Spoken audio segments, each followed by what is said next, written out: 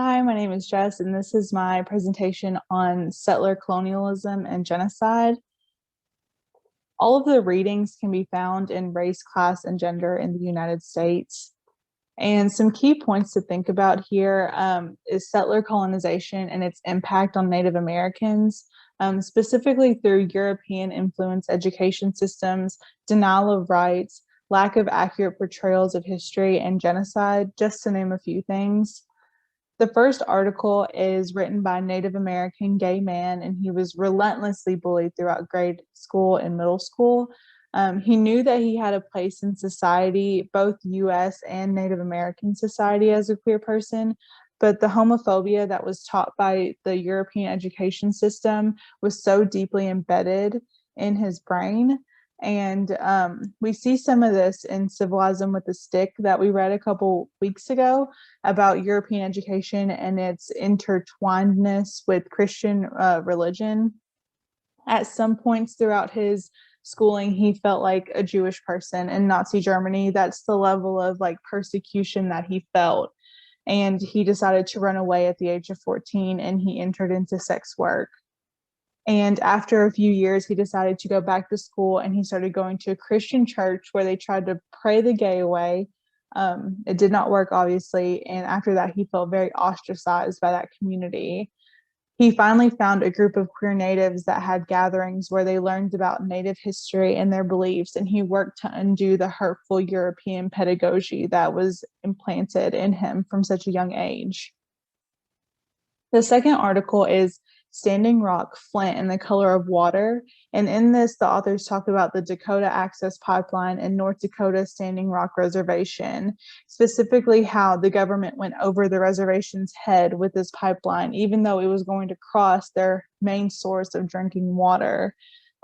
Something to note here is that the state capital was actually where the pipeline was going to go through, but the federal officials rejected it because a leak there could harm the capital's drinking water in a high consequence area. So you already start to see some discrepancies there in what they believe is priority. Similar to what happened in Flint, Michigan, where a majority Black city had no say in what was happening. The federal court even ruled that they had no fundamental right to elect government officials and that they were ill-equipped to manage their own local democracies. And these things really raise the questions of, whose lives matter and whose health matters. And we see time and time again throughout history that government is very race and class biased. The third article is Lying to Children about the California missions and the Indians. And throughout this, the author talks about the mission mythology that begins to be brought up around fourth grade in California schools. And it kind of talks about the Spaniards and their conquering of Mexico and then their quest upwards through California. And this unit glorifies the era and glosses over both Spanish and Mexican exploitation of Indians. And throughout this, many generations of Californians have been taught that Indigenous people were passive and dumb and that they just disappeared. Not that they were murdered, not that they were deceived.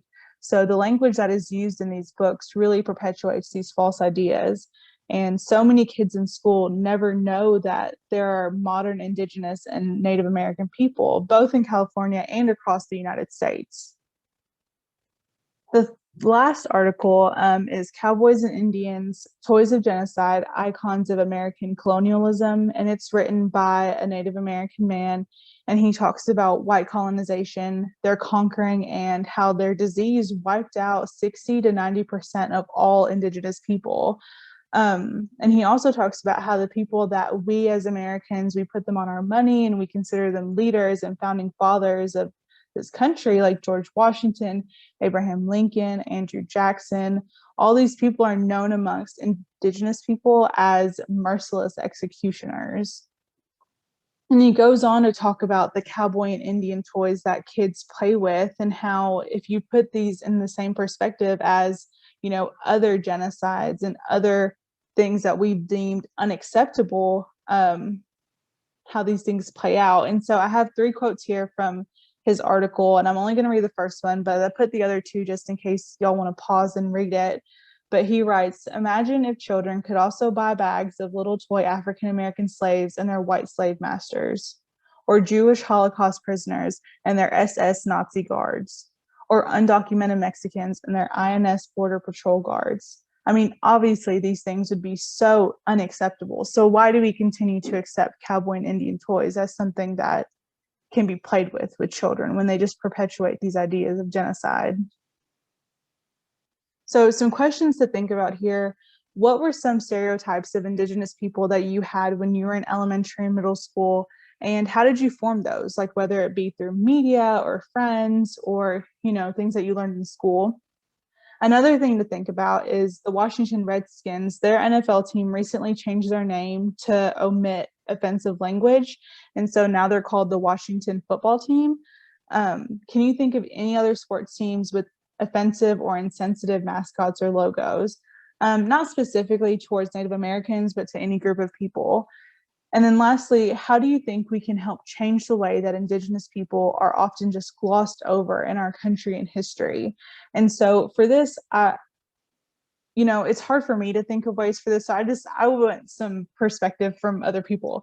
And I know I covered a bunch of stuff in this, but thank you for watching. And if you have any questions about it, please ask me because it was very interesting for me to learn about. So thanks again and have a good day, y'all.